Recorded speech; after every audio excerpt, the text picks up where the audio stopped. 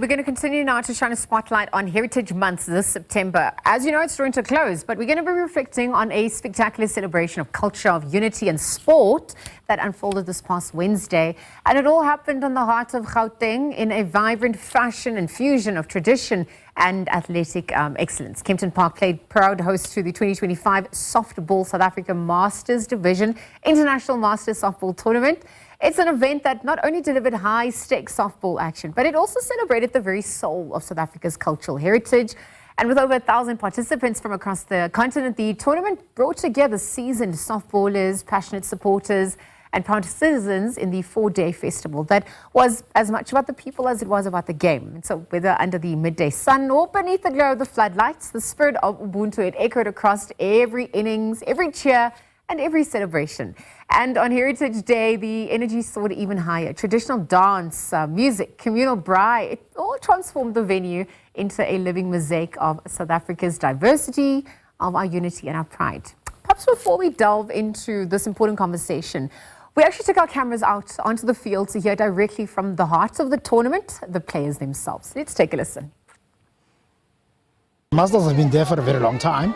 I started Masters when I was 35. That's the entrance age for Masters. So the reason why we're playing Masters is to encourage the young ones that softball after that it does not die. So we're trying to encourage the young players that it's never too early or never too late to play. I play softball because I really love the game. I play Masters because this gives us an opportunity to still play the game even at the ripe age. Remember, the game will always be part of our DNA, and it's really about softball is part of my DNA. It's also a way for me to impact on the juniors and to develop them, because that is actually what Masters is all about for me. Tournament at the Masters level, it's very important firstly, but it's all about friendships. It's all guys that's been playing together for years and coming together once a year with a Masters tournament. That's just rekindling all those friendships, seeing each other, seeing the kids grow up, and every year you see the kids older and older. So it's more than just a sport. It is important because, especially based on the camaraderie of the team that I play for, which is Phillies from the Western Cape in Cape Town, and also on tournaments like this now, here in Gauteng. I mean, we make friends, and we have so much of friends because I've been playing since 1995. So you're looking at about, say, 30 years of playing. All right, so you've heard from some of the players there, and it really has been exciting times, powerful words, powerful moments that obviously emerged from the field there. And so now, to help us unpack the deeper significance of this tournament, both for the sport and for the spirit of our nation, we are going to be joined by two very special guests. Firstly, we've got the outgoing interim chairperson of Softball South Africa Masters Division, Derek Tikitana, whose dedication and leadership has helped to bring this event to life. So Derek, on that note, a very good afternoon, as well as Mashilo Matsitela, President of Softball South Africa. Welcome to you as well, Mashilo, and thank you to the both of you for joining us at this hour. Good afternoon. My pleasure. All right, good Derek. afternoon to the viewers as well. Thank you. So Derek, I'm going to start with you. Firstly, congratulations on what many are calling a landmark event for the Masters Softball. Simply, just looking back at the past week, what were some of those standout moments for you personally and for the organization at large? Thanks for the opportunity.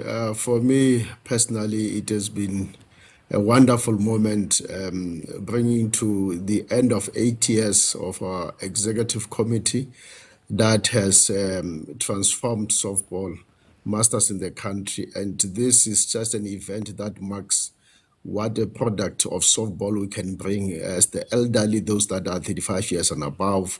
And it has grown from leaps and bounds. We now even have participants from Lesotho and Botswana taking part in our event. And most of the teams participating obviously are from South Africa, be it males and females. It's a family sport.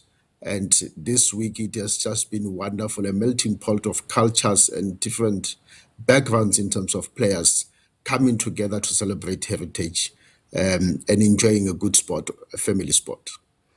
Well, Derek, it's obviously got a host of benefits as well. And just before I bring Mashil into the conversation there, I wonder if we're looking at the significance of hosting the tournament during Heritage Month, even Tourism Month, right? That added a special layer of meaning this time around. And I wonder how intentional you were about that choice. How do you think heritage intersects with sport in an event like this?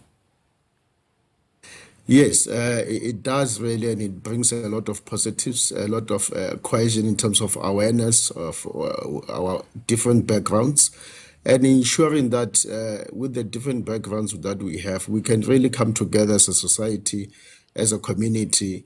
And one of the key things that why we chose this month also is to deal with the issues of GBA, V, and F, to ensure that as members of the community playing sport, we need to go back to our communities and say to our communities, not in our name, that any shall be abused on the basis of gender.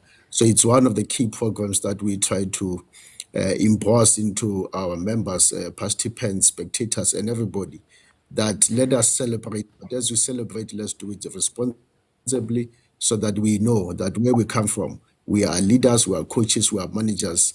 And obviously, there's a tourism aspect of it. We bring more than 1,000 participants, which is 1,000 beds taken in Ekurhuleni and Gauteng in particular. So really, it's something wonderful. And we do the same for Lesotho and Botswana. They have their own events. We do go back and support them during February and May. Mashilo, it's your time to shine now. Thank you so much for joining us again. Perhaps we can, so we've heard sentiments from Derek, the 8-year tenure, the evolution as well, how it's expanded to include Eswatini and Lesotho as well. And so from your experience and what you've observed, talk to us about, what it means for you to witness this level of energy, this unity for the 2025 edition, particularly on a day that is celebrating the soul of South Africa. Thank you, Lizelle, for hosting us, and good afternoon to the viewers. The significance about this games is that it brings unity, and softball is our heritage, because we are here to celebrate cohesion, inclusivity, as well as the promotion of friendship. So these games gives an opportunity to the older players to practice what they normally impart in terms of theory to the youngsters. So it brings an opportunity for them to sharpen their skills. And thank you for speaking to that, because it is about lifelong participation in movement and sport, which is probably part of aiding a more healthier lifestyle. And to your point, the Masters edition obviously focuses on incorporating those who are older, because it is perceived to be that of someone who's more youthful and energetic as well. And so I wonder if you can talk to us about how it helps to reshape how softball is viewed. It's not just a competitive sport. Ultimately, beyond staying fit, it's a community builder and it's a cultural connector as well. Yes, it helps to build communities, especially the youth, and it also provides an opportunity for people to exercise in terms of physical fitness. And like our statesman has said, that sport can do much to the people, to the community. It brings that unity, friendship. So it is quite significant. And thank you for speaking to that, because Derek, I want to bring you back into the conversation. You alluded to this a little earlier on, but given the expansion, given that now other countries are also participating and it's gaining traction on that front, let's see how the snowflake can become a snowball, because we've seen about 45 teams competing, right? They're competitive. It's happening across various recreational streams as well, and it includes all genders. Talk to us about what that is also indicative of in terms of Masters softball in South Africa, and what message it sends out as well. The message it brings to our communities is that, as the president has said, it's a softball. It's about families. It's about communities, but it's also about the adrenaline in terms of playing sport itself, the longevity of being part of sport. It's what is critical. And as we grow this particular sport, softball, I know in certain areas they still ask questions whether what does it mean, or how do we play this particular sport. I can tell you it's one of the safest sports you can ever play. and you can start at an early age. And for us, obviously, we want to reach out all the corners of South Africa, using also supporting the schools program and the main leagues to ensure that those that are above 35 do not interfere or do not compete with those that are still in the elite, or we call them elite athletes in terms of playing sport. So that is why we are creating this incubation where we keep our elders above 35 to ensure that they have a space also to play softball. I can tell you now, in the Phillies team, we have players and athletes who are almost 80 years old and they are still active in the sport. And that is why we have different segments as far as the streams are concerned to ensure that those that are older do not play with those that just aged about the youthfulness of their age, so that we ensure that it's safe for everybody to play. You play with your peers within your age. Well, Derek, obviously maintaining that intergenerational and integrated approach is crucial. And thank you for speaking to the school level, the senior level, the master's level as well, and even accessibility, right? Because that's also a key component that has to be factored in. Perhaps as we also look at what's next for you, right? You've obviously now been instrumental in bringing this vision to life. You spoke about the 8-year tenure as well. And now you're stepping down from the interim role. So what legacy are you hoping to leave behind for the Masters division as you perhaps hand over that baton? Well, what I leave behind is an organization that is stable now, an organization that has leadership which is ready to take the baton and take it forward, an organization that when Softball South Africa appointed me to come in and stabilize, reform, and transform this organization so that it should be inclusive. Everybody who participates in softball should be able to have access to it. We've built formidable structures.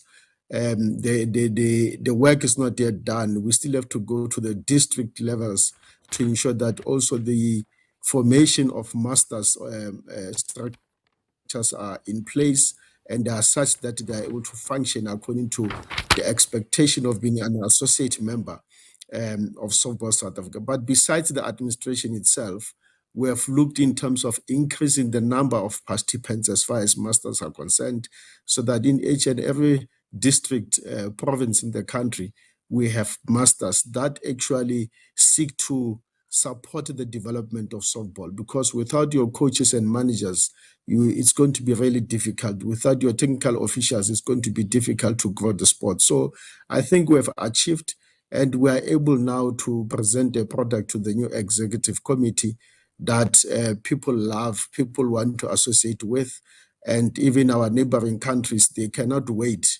to visit our shores, to come and be part of this magnificent product that we have built. Personally, I'm proud with the executive committee that I've served with, that it has taken us this long to achieve what we have achieved. But it's a moving wheel that needs to be sustained, and it must be maintained, and growth positivity is there. One of the things that we're looking for, which the executive committee newly elected will take it forward, is to ensure that we get even countries outside Africa to come and participate. They need to send their masters team so that we can even further entrench ourselves as a formidable product. All right, Derek, I need to wrap up there. Mashilo, I can see you on the line. So 30 seconds, goodbye. You're looking at where to from here. And obviously, just looking at the Power Partners partnerships. Tell us about that as we wrap up very quickly. We're looking at more growth, stability, governance, and inclusivity. Thank you. All right, Derek and Mashilo, thank you for joining us. Then wishing you all the best of luck, of course, as we navigate where to from here. Thank you for your time and for also just playing your part in our social cohesion and nation building projects through the Masters Softball program.